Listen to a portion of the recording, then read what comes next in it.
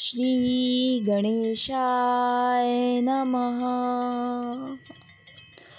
श्री दुर्गाय नमः।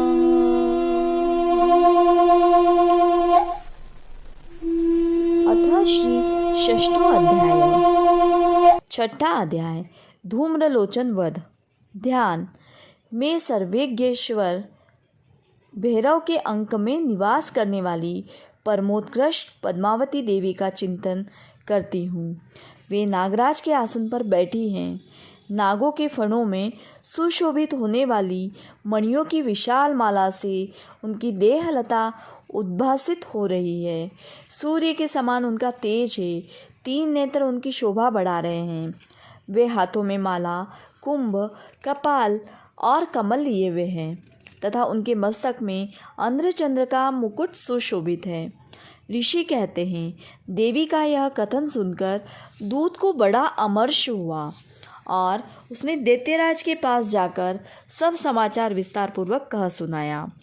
दूत के उस वचन को सुनकर दैत्यराज कुपित हो उठा और दैत्य सेनापति धूम्रलोचन से बोला, धूम्रलोचन, तुम शीघ्र अपनी सेना साथ लेकर जाओ और उस दुष्टा के केस पकड़कर घसीटते हुए उसे बलपूर्वक यहाँ ले आओ। उसकी रक्षा करने के लिए यदि कोई दूसरा खड़ा हो तो वह देवता, यक्ष अथवा गंधर्व ही क्यों न हो, उसे अवश्य मार डालना। ऋषि कहते हैं, शुंभ के इस प्रकार आज्ञा देने पर वह धूम्रलोचन दैत्य 60,000 असुरों की सेना को साथ लेकर वहाँ से तुरंत चल दिया। वहाँ पहुंचकर उसने हिमालय पर रहने वाली देवी को देखा और ललकार कर कहा, अरे तू शुंभ निशुंभ के पास चल।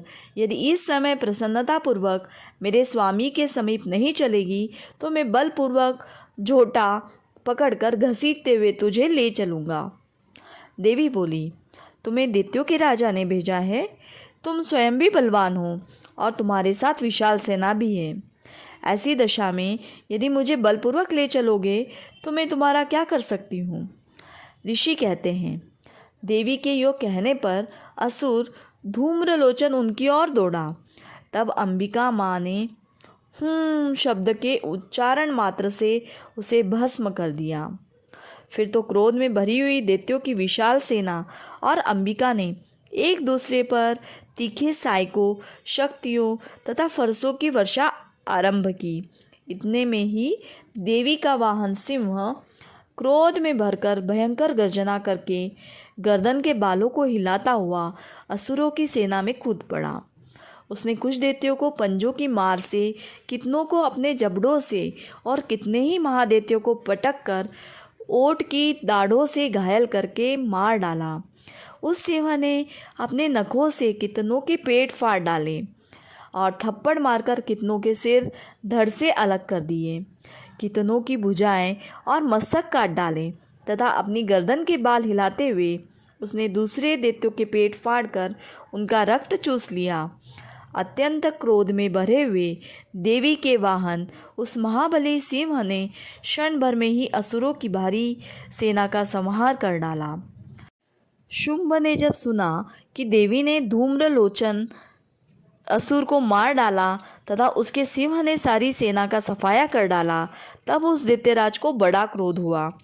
उसका होठ कांपने लगा। उसने चंड और मुंड नामक 2 महादैत्यों को आज्ञा दी, हे चंड और हे मुंड, तुम लोग बहुत बड़ी सेना लेकर वहाँ जाओ। उस देवी की झोटे पकड़कर अथवा उसे बांधकर शीघ्र यहाँ ले आओ। यदि इस प्रकार उसको लाने में संदेह हो तो युद्ध में सब प्रकार के अस्त्र शस्त्रों तथा समस्त आसुरी सेना का प्रयोग करके उसकी हत्या कर डालना। उस दुष्टा की हत्या होने तथा सिंह के भी मारे जाने पर उस अंबिका को बांधकर साथ ले शीघ्र ही लौट आना। इस प्रकार श्री मार्कंडेय पुराण में सावर्णिक मनवंतर की कथा के अंतर्गत देवी महात्म्य में धूम्रलोचन वध नामक छठा अध्याय पूरा हुआ।